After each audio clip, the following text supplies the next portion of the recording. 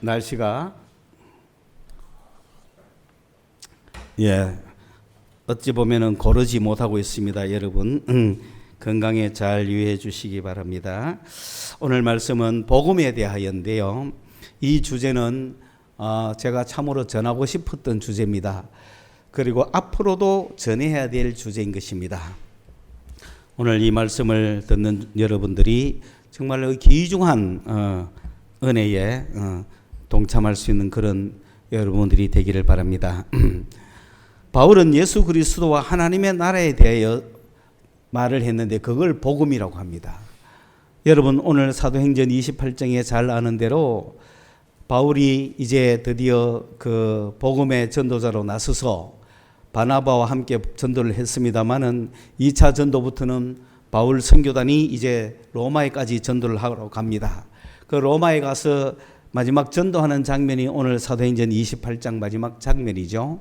거기에 보면은 이제 바울이 로마에 있는 그리스도인들 또 로마에 있는 유대인들에게 이 말씀을 전하면서 하나님의 나라를 증언하고 또 예수에 관하여 말했다. 그런 이야기입니다. 이게 복음입니다.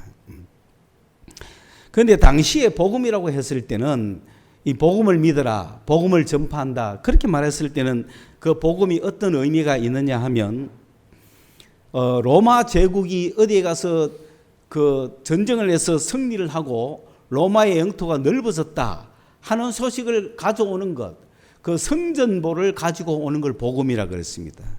그걸 유앙겔론이라 그러는 겁니다. 그러니까 복음을 전해라. 그 로마가 가서 그 다른 이방인, 이민족, 야만인을 정복하고 그 야만의 민족을 이 로마의 국가의 제국의 나라로 바꾸었다. 그게 복음입니다. 왜냐하면 그 나라도 이제부터 로마의 통치를 받게 되니까. 로마의 통치를 받게 되면 어떻게 됩니까? 로마의 시민권이 되고 로마의 법과 로마의 제도를 받게 되니 그 나라도 이민족, 법 없는 이민족에서 야만의 나라에서 문화의 나라로. 그러니까 만약에 지금도 로마의 제국이 계속되고 있다면 우리 한반도에 있는 이 조선 왕조도 로마의 복속이 되는 순간 우리는 로마의 황제를 황제로 모시고 로마의 법과 로마의 정치 제도를 받게 됩니다. 그리고 로마의 문화와 로마의 경제를 느끼게 되죠. 그러면은 그게 복음이라는 거예요. 그러니까 복음을 전파해야 되는 거예요. 그게 로마 시대의 복음의 개념이었습니다.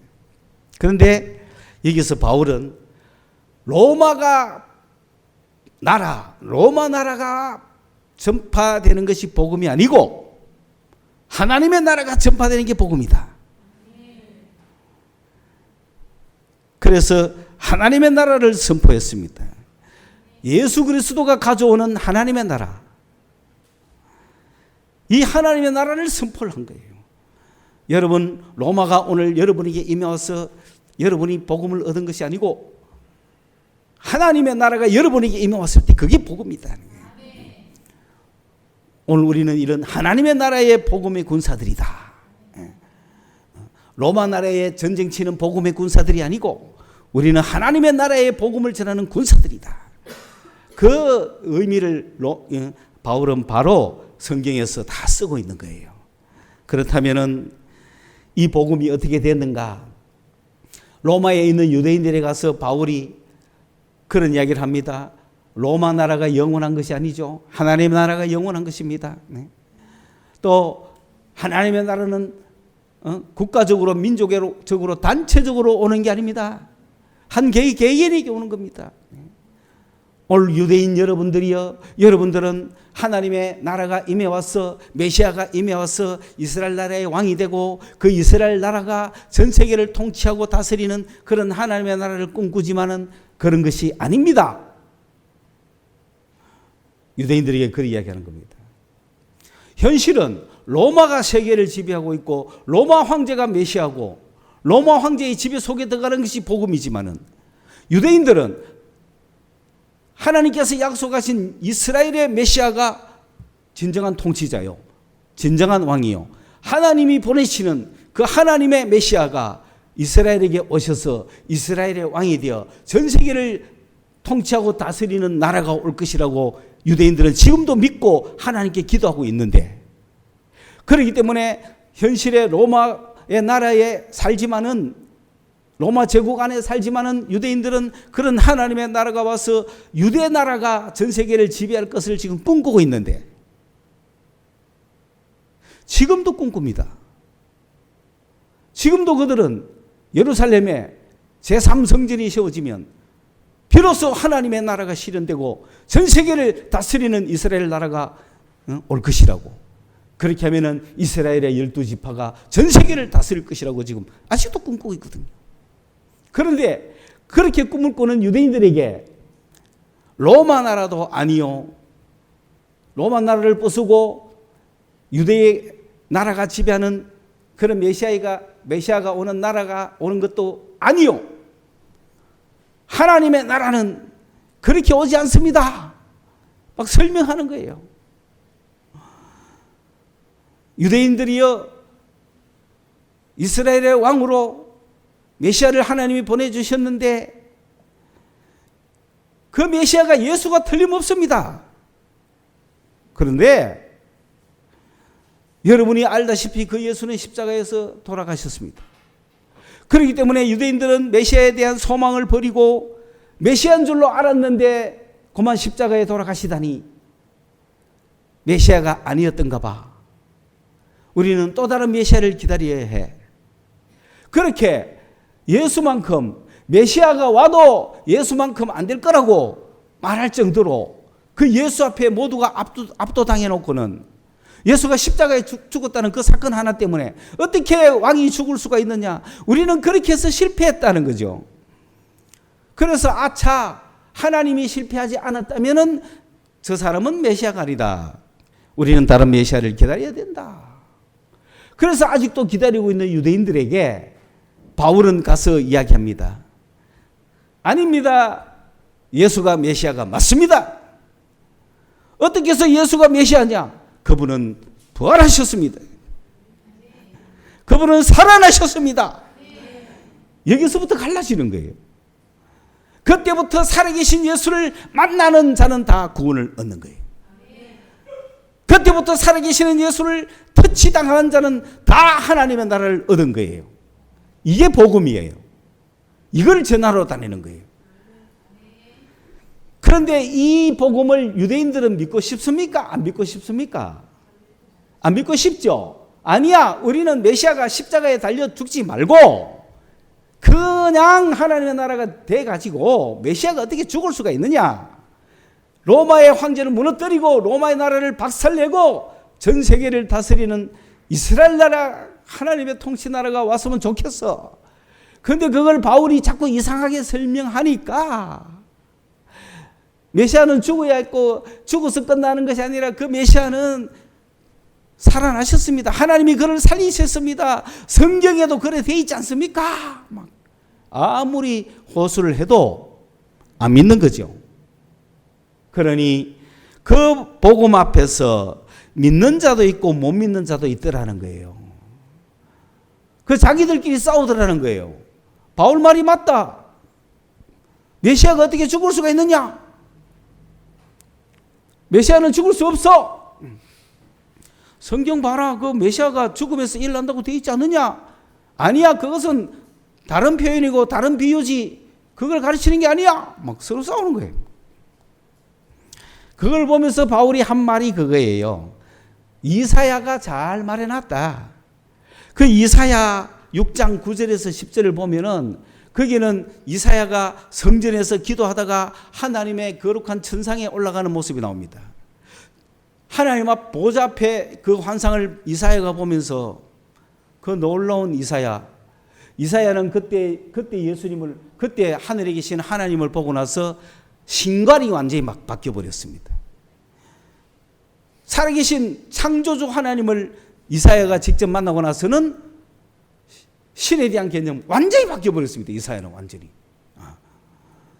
그전에는 이스라엘 나라의 하나님도 일종의 하나님이야.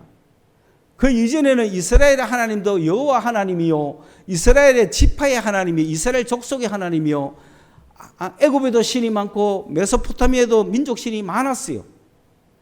그런 민족 신 중에 한 신으로 이스라엘 민족들은 생각했어요. 우리 신의 조상, 우리 조상들의 신. 그런데 좀 세다, 뭐 이 정도였지. 만군의 여호와, 창조주 하나님, 이렇게는 생각 못한 거예요. 여호와 하나님을. 그러니까 그런데 이사야가 그 창조주 하나님을 보고 나서는 완전히 성경이 바뀌어 버립니다. 이거는 비교할 수도 없는, 이거는 신이 아니었어요. 창조주예요, 창조주. 뭐 애굽의 신, 무슨 메소포타미아의 신, 무슨 갈그미스의 뭐 신들, 뭐 우리 한민족의 뭐 천신, 잡신 이런 게 아니에요. 그분은 신이 아니에요. 신을 만드신 분이에요. 그걸 이사야가 본 거죠. 그래서 유일신이라고, 독특한 신이라고, 하나뿐인 분이라고 고백하기 시작하는 거죠. 이사야가. 그 이사야가 그 하나님 앞에서 무슨 소리를 들었느냐 하면은 이 복음을 들은 거예요. 그건 뭐냐?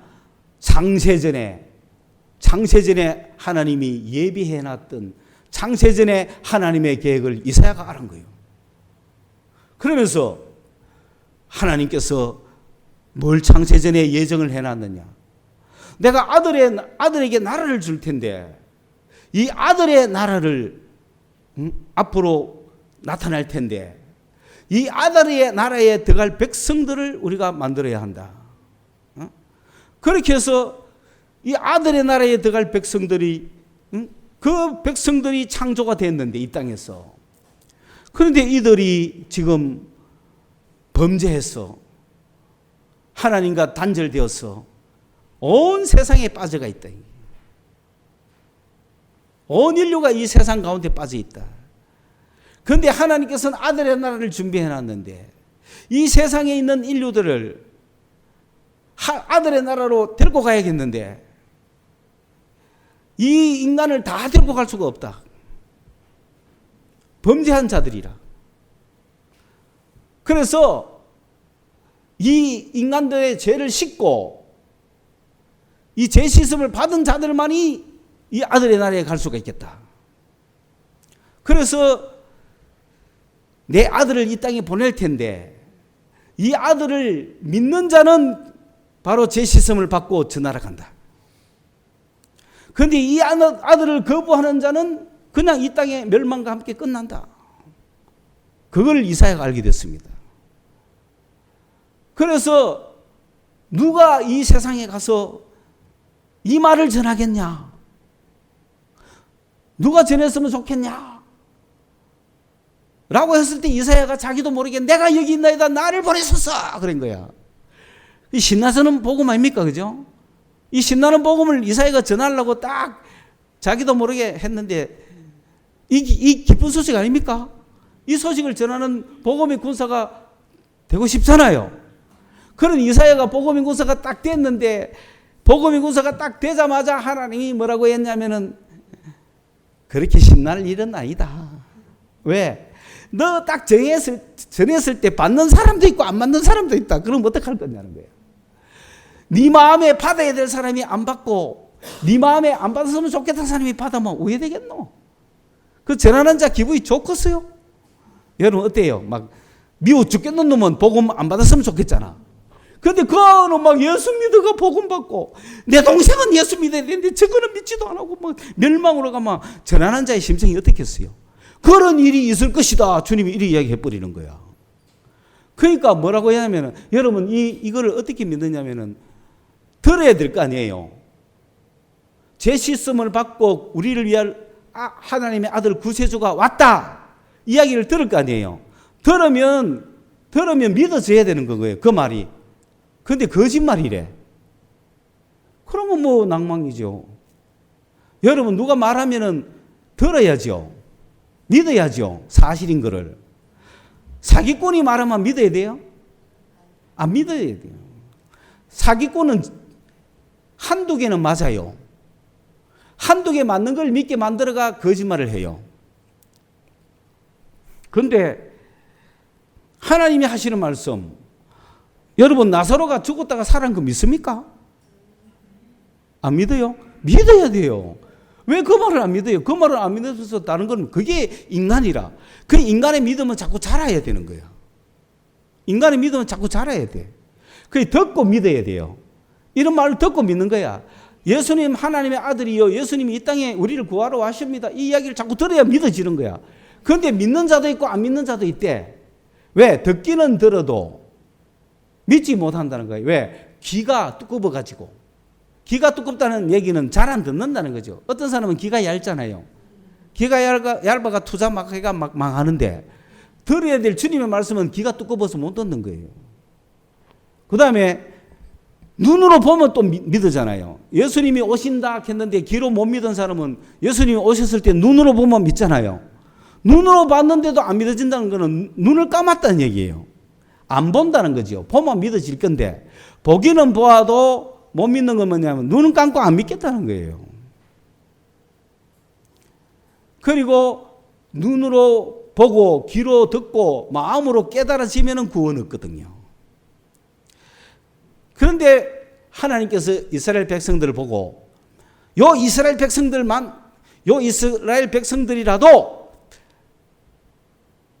다 내가 구원시키는 게 아니고 눈을 가리고 귀를 막고 마음을 둔하게 해가 못 믿게 할 거야. 이래 버린 거야. 그 이사야가 가가 던졌을 때 믿어요, 못 믿어요? 못 믿을 거라고 이사야가 알았는 거야. 그런데 하나님이 은혜를 주시는 자들은 믿을 거다. 열어놓은 겁니다. 왜 이런 법칙을 했느냐? 그래야 예를 들어서 이스라엘 백성만 몽땅 구원시키면 안 되잖아요. 왜? 뭐 하는 자가 구원 얻으라? 믿는 자가 구원 얻으라는 거야. 이스라엘 백성도 믿는 자가 구원 얻고, 요 길을 열어놓으니까 이방인도 구원의 가능성이 있습니까? 없습니까? 있죠. 이방인도 뭐로? 믿음으로 구원받을 수 있도록 만든 놀라운 비결입니다. 이해했죠? 예. 그러니까 주님이 듣기는 들어도 믿기는 보기는 보아도 깨닫지 못할 것이다. 이런 이사야의 말씀이 이제 이해 갔습니까? 예. 그러면서 그 이야기를 오늘 바울이 사도행전의 마지막 구절에서 이야기를 하는 거야. 내가 오늘 복음을 전했어. 그런데 믿는 자도 있고 안 믿는 자도 있을 것이다. 여러분, 바울이 전해도 안 믿는데 우리가 실력이 없어서 안 믿는 거 아닙니다. 성령으로 역사해도 안 믿는데 우리가 성령 없어서 못 믿게 하는 거 아니냐? 아닙니다. 열심히 전해야 돼요, 우리는. 그래서 믿는 자는 구원을 얻는데 믿으려면 들어야 되고 봐야 되는데 이 사람들은 마음이 완악해서 안 들으려고 그러고 안 보려고 그런다는 거야. 그게 구원 못 받는 책임이 누구한테 있습니까? 본인한테 있죠. 왜? 안 보려고 그러고 안 들으려고 그래. 안 믿으려고 그래. 세상이 좋다는데 어떡할 거야? 그렇죠? 그러니까 근데 듣고 믿고 보고 깨닫기를 원하는 자들은, 구원받기를 원하는 자는 얼마든지 구원받는 거야. 누구든지. 완악한 사람은 안 된다는 거죠. 그래서 복음은 이런 식으로 전해지는구나.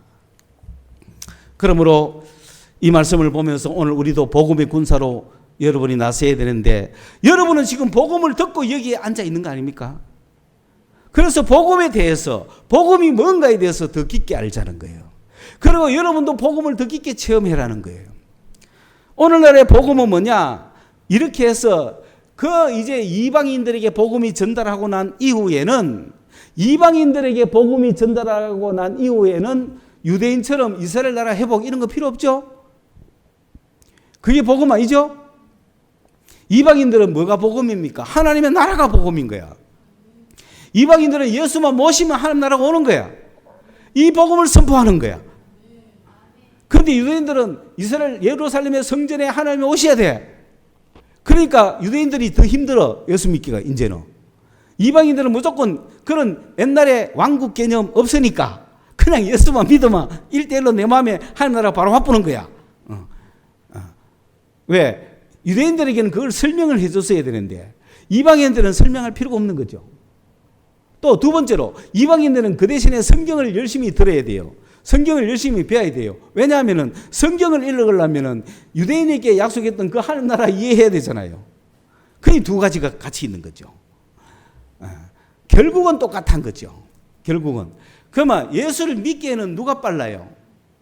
이방인이 빠릅니다. 바로 예수 믿어가 하는 나라 바로 와보면 되니까. 그런데 이 이방인은 그 다음에 뭘 읽어야 돼요? 성경을 읽으다 보면 뭘 이해해야 돼요? 하는 나라 이스라엘 왕국 이해해야 되는 거야. 그러면 유대인들은 하는 나라 믿고 바로 내 마음에 하는 나라 이루어지고 예수 믿으면 바로 하는 나라 옵니다 하는 게 유대인들한테 쉬워요, 어려워요? 어렵잖아. 어렵잖아. 왜? 저거는 예루살렘에 성전 와야 되는데 그게 하나님이 임해 와야 되는데 어렵잖아요. 그러니 두 개 결국은 똑같은 거야. 이거 성경 열심히 먼저 배워가 예수 믿고 성전이 내 속에 이루어졌습니다 하든지 예수 믿고 성전이 내 속에 이루어졌는데 이게 무엇을 의미하느냐가 성경에 쭉 나와 있다 이 말이에요. 그래서 예수 믿고 성경을 보든지 성경 열심히 보고 예수 믿든지 어쨌든 그래 결과는 똑같은 거예요. 그렇다면 복음이 뭡니까? 우리는 오늘 간단하게 이야기합시다. 예수에 관한 것을 복음이라고 합니다. 예수에 관한 것을 복음이라고 합니다. 그러면 예수에 관한 거가 뭐냐? 첫째는 하나님이 예정해놨죠. 저 예수의 나라에 우리가 간다는 거. 그게 복음이기도 하죠. 어떻게 보면. 그러나 진정한 복음은 그거는 원래 하나님의 예정이고 이 땅이 전부가 아니고 예수님의 나라가 있다고 하는 거는 하나님의 예정이고 뭐 그거는 복음이 아니죠. 왜냐하면 이 땅이 좋을지 저 나라가 좋을지는 뭐 모르잖아요. 그죠? 하나님이 투표한다 하면 인간들은 이 나라를 선택할 걸. 내가 보기엔 그래. 하나님이 인간을 만드셔갖고 이 땅에 살다가 나중에 어느 탐이 내가 아들의 나라에 내가 데리고 가려고 마음먹는데 아들의 나라가 좋아 이 땅이 좋아 하면 투표하면 우리가 인간이 투표가 다수결이 이쪽이 많지 않을까 싶어요. 그렇기 때문에 그건 하나님의 예정이라. 다시 말해서 이 땅도 하나님이 행복하게 살게 만들어 놓으셨다 이 말이에요. 우리를 이렇게 고생시키려고 창조했을까요? 아니라고. 그렇잖아요. 여러분 여기서 인간으로 태어난 게 얼마나 행복합니까? 돼지로 태어났으면 어떻겠어요? 먹는 거는 실컷 먹을 수 있지만 그 더러운데 왜 삽니까? 하나님이 인간을 만들었는데 왜 인간을 제일 비참하게 만들었어요? 그게 아니라고요. 이 땅에서 정말 행복하게 살게 만들었거든요. 아니 저 하늘나라 가고 싶지 않다 할 정도로 행복하게 만들었거든요. 그렇죠? 그러니까 이 땅에서 천국과 같은 요소가 있다고요. 그런데 그만 뭐로 말미암아? 죄로 말미암아 박살난 거야. 죄로 말미암아 돼지보다 못하게 된 거야. 돼지는 농사 안 해도 다 먹잖아. 돈 안 벌어도 되잖아. 돼지가 무슨 걱정거심이 있어? 돼지의 사명은 뭐다? 먹어서 뭐 한다? 살찌어서 돼지갈비. 그게 돼지의 사명이에요. 서민갈비. 떠랑길에 서민갈비. 아주 응원합니다. 이름이 좋잖아. 서민갈비. 싼 것에 막 우리의 건강을 위해서. 자, 그런데 그러한 행복하게 살도록 만들었던 인간 세상이 박살났으니까. 왜? 선악을 알게 됨으로써 고만 원망과 불평과 불만, 의심, 염려, 좌절, 미움, 살인, 질투 온갖 게 생겼잖아요. 이 세상이. 그래서 세상이 힘든 거잖아요. 가난하고 왜? 착취하니까 가난하고 때리니까 불행하고 그렇잖아요. 그러면 이 불행하게 된 인간에게 진짜 복음은 없나 하고 수많은 사람이 찾아다니는데 복음이 있습니까? 인간을 구원할 만한 복된 소식이 있습니까? 없었죠. 그런데 그 인간을 향하여 하나님께서 내가 이 인간을 구원해 주리라. 이게 뭐죠? 복음이죠. 이게 예언입니다. 그걸 이사야한테 예언을 했다고요. 이사야 보고 내가 이 인간을 구해 줄게. 이게 복음이죠. 이 소식을 누가 전할래? 내가 전할게요.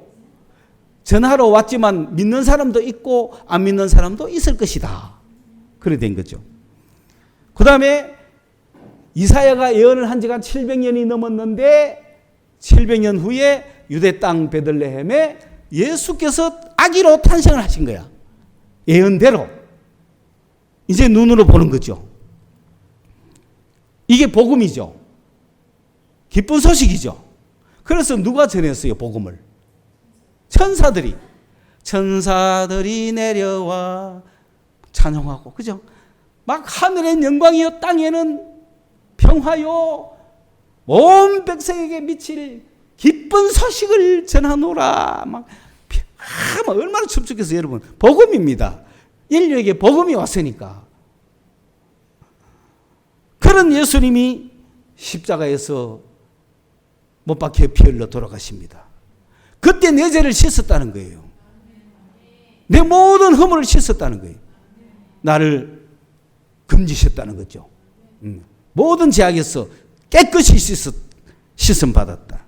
그리고 사흘 만에 부활하셨습니다. 여러분, 사람이 죽었다가 다시 산다는 것은 영적 세계가 있다는 뜻입니다. 인간은 죽음으로 끝이라면 예수님이 왜 부활하셨겠어요? 인간이 죽음으로서 끝이라면 예수님이 어떻게 부활할 수 있어요? 그러나 인간은 죽음이 끝이 아닙니다. 영적 세계가 있습니다. 그러므로 우리도 영생할 수 있다는 걸 알게 된 거죠. 예수의 부활로 말미암아 나도 살겠구나. 예수의 부활로 말미암아 이 육신의 껍데기는 없어질지 몰라도 나는 영생을 얻었구나. 그분과 함께 영생을 얻었구나. 그 나라에 가겠구나. 그 확신이 생기는, 그게 복음이죠. 그리고 그분은 40일간 계시다가 하늘나라로 승천하셨습니다. 그분이 어디 가신 데가 있잖아요. 그분이 이 땅에 계시면 안 되잖아요. 그분이 이 땅에 어디 있으면서 나한테로 오락하면 가겠습니까? 그 복잡해 못 갑니다, 우리는. 그분이 어디 가시는 게 좋아요? 그분의 나라에 가시는 게 좋죠. 그렇죠? 그분이 나라에 가시가 그분이 나라에서 준비해 놓고 우리를 그분께로 데려가셔야 되잖아요. 그게 낫지 이 세상에 주님 오시면 좋겠어요? 이 세상에 주님이 와가 이 세상에서 살면 좋겠어요? 나는 안 살고 싶어. 예수님 오시는 그날로 빠이빠이. 예수님 이 땅에 사십시오. 나는 간다. 그러나 이 세상은 없어져 버립니다. 주님이 만든 세상만 있는 거예요.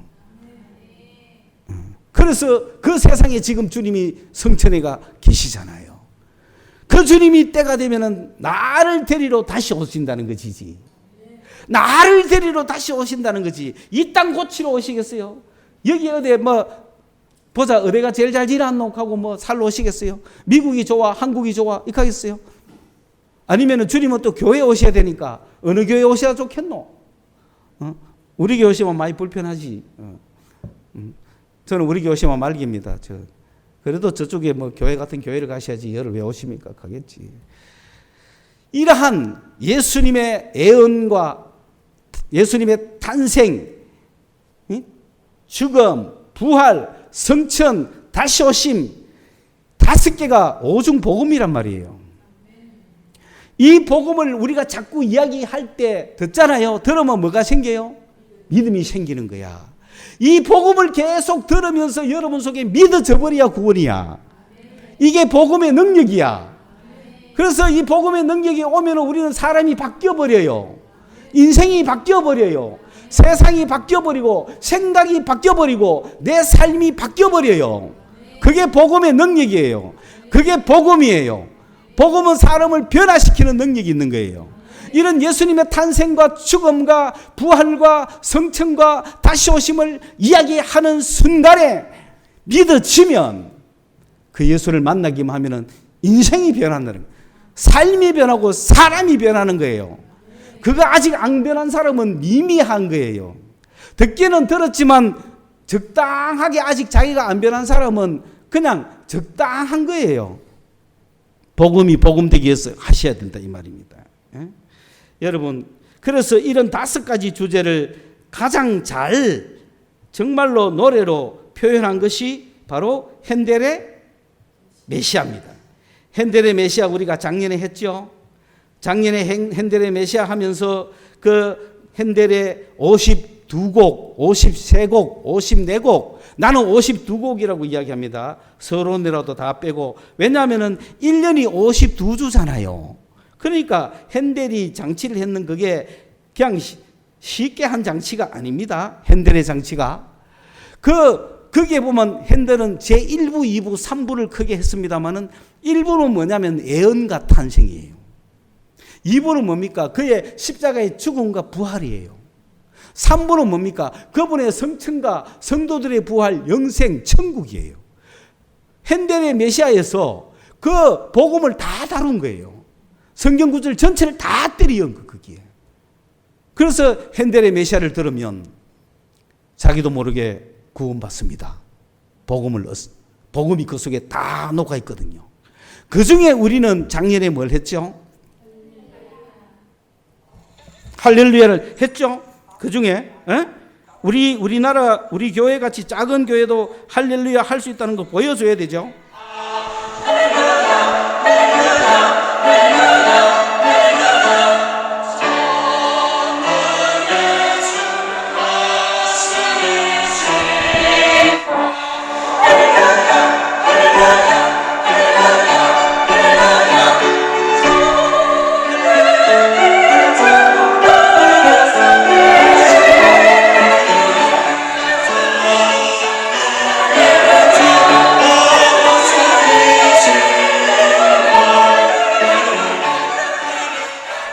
이 노래가 유명한 300명 이상의 성가대가 부른 노래가 아니고 우리 교회 겁니다.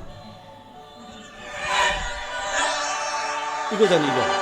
알잖아요, 여러분.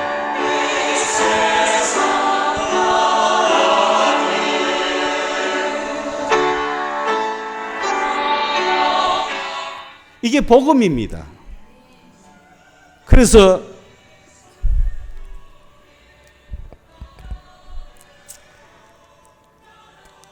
이 예수의 복음 중에 가장 확실하고 뚜렷하고 수많은 사람을 변화시켰던 복음은 십자가더라고요. 수많은 사람이 십자가에 달린 예수를 보면서 구원받더라고요. 십자가에 달린 예수를 보면서 인생이 변하더라고요. 십자가에 달린 예수를 설교하고 그 예수를 이야기할 때 많은 사람이 구원을 얻고, 그리고 모든 복음 성가들이 He touched me를 이야기하는 거예요. 그가 나를 만졌대. 못 박히신 그 손이 나를 만졌대.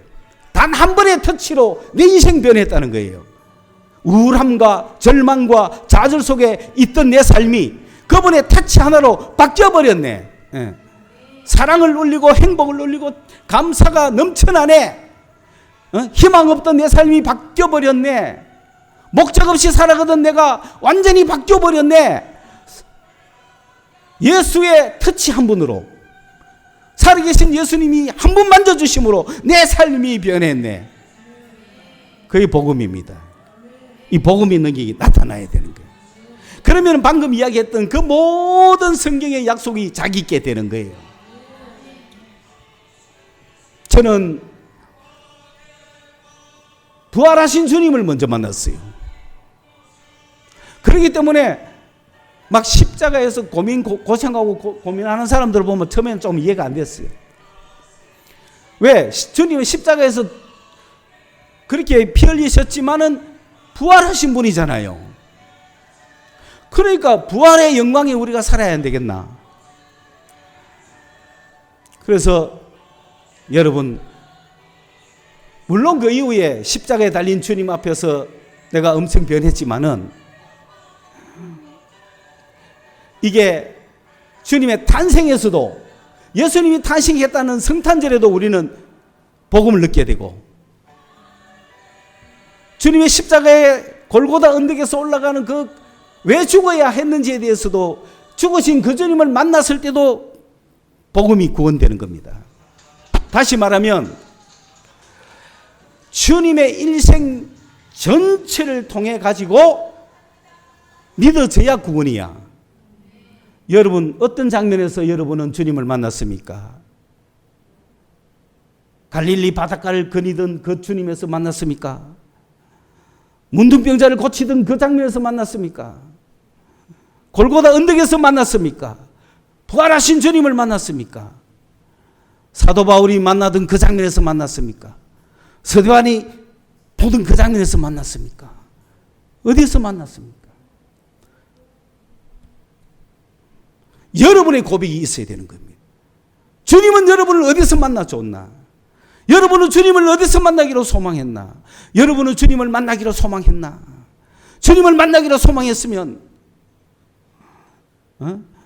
이사야의 예언에서도 만날 수 있고, 주님을 만나기로 소망했으면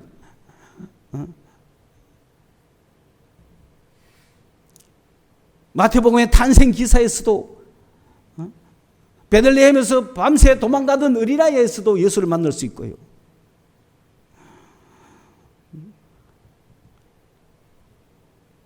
요단강의 세례에서 올라오실 그때 주님에서 만날 수도 있고, 광야에서 시험 받으시는 그 주님을 만날 수도 있고, 주님의 일생이 복음입니다. 주님의 일생이 복음입니다. 여러분 그 주님을 어디서 만났습니까? 그 주님을 어디서 만나기를 원하십니까? 다윗의 자손 예수여 나를 불쌍히 여기소서 외치던 맹인처럼 그런 상태에서 만나겠습니까? 아니면은 영생을 얻기 위해서 고민하는 부자 청년처럼 주님께 왔다가 그냥 가시겠습니까? 베드로처럼 당신은 그리스도시요 살아계신 하나님의 아들이라고 하는 그곳에서 만나겠습니까? 어디에서든지 예수를 만나면 그게 복음입니다. 그 예수의 복음은 십자가에 나타나 있습니다. 예수가 십자가의 죽으심으로 우리의 죄 씻음을 해주셨고 우리에게는 심판이 없습니다. 두려움이 없습니다. 근심이 없습니다. 불안이 없습니다. 염려가 없습니다. 왜? 죄가 없기 때문에 두렵지 않아요. 겁나지 않아요. 심판이 없어요. 그런 사람의 특징은 뭐냐? 불안, 근심, 걱정, 두려움이 없다는 거예요. 둘째, 그 예수를 믿는 자에게는 성령이 와 계십니다. 우리가 성령의 충만함을 느끼면 우리에게는 부활을 느낄 수 있습니다.